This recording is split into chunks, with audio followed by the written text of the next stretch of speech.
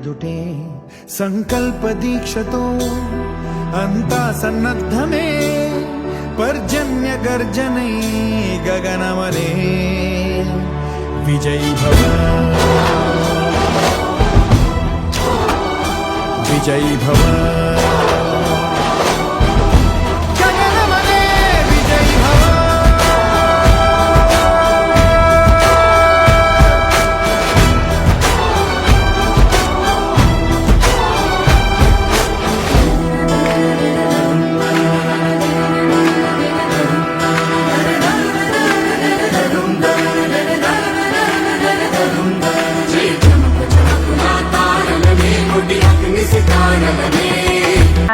మనం ప్రస్తుతం జోగులాంబ గద్వాల జిల్లా గట్టు మండలం ఇందువాసి గ్రామంలో ఉన్నాము.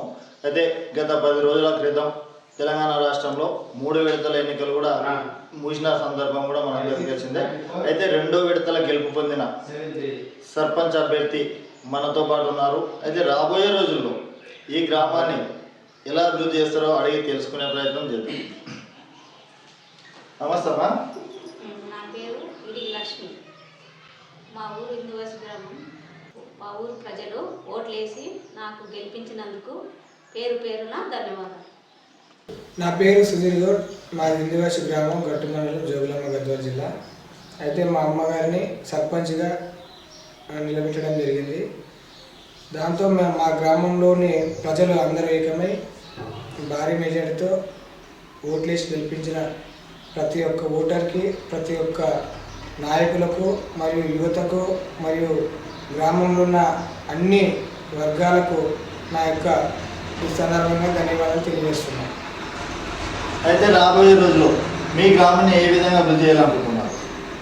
మేము దాదాపుగా 2008 నుంచి స్టార్ యూత్ అని, అదేవిధంగా అనేక యూత్ పేర్లు పెట్టుకొని గ్రామంలో సోషల్ సర్వీస్ చేయడం జరిగింది.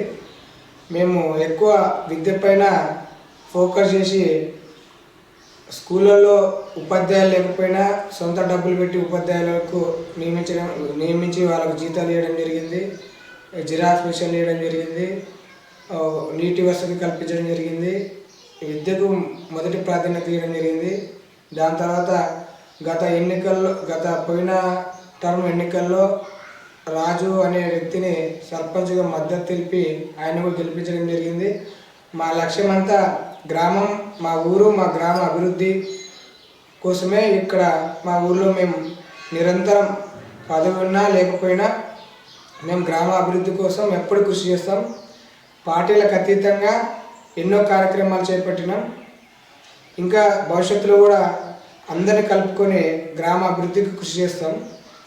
ఇది నమ్మే జనాలు నాకు ఇన్ని ఓట్లు వేశారని నేను భావిస్తున్నా. వారి నమ్మకాన్ని ఖచ్చితంగా నిలబెట్టుకుంటా.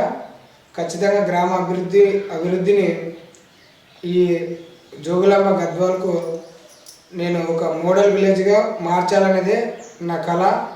దానికి అందరు అధికారులు మరియు స్థానికంగా ఉన్న నాయకులు అందరూ సహకారం తీసుకొని ముందుకెళ్తా. ఇంకా రేపు 22వ తారీఖు ప్రమాణ స్వీకారం ఉంది. దాని తర్వాత ఎలా ఉంటుంది ఏందనేది నాకు కూడా తెలుస్తుంది. ఇప్పటికైతే నా లక్ష్యం అంతా గ్రామాభివృద్ధి. ముఖ్యంగా మీ గ్రామంలో ప్రధాన రహదారులు అంటే సీసీ రోడ్లు లేవు, ఇబ్బందులు కూడా మనకు గురవుతున్న సందర్భాలు కూడా మనం చూస్తున్నాం. దాన్ని ఏ విధంగా తీసుకుంటారు?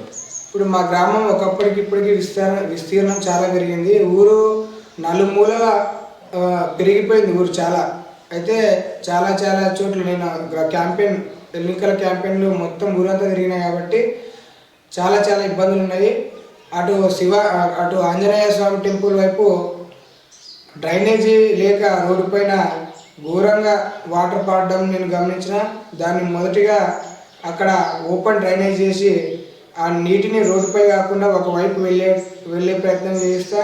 అదేవిధంగా ఊరు పెరగడంతో అక్కడక్కడ కొత్త ఇళ్ళు కావడం, అక్కడ సిసి రోడ్లు లేవు, డ్రైనేజీ వ్యవస్థ లేదు.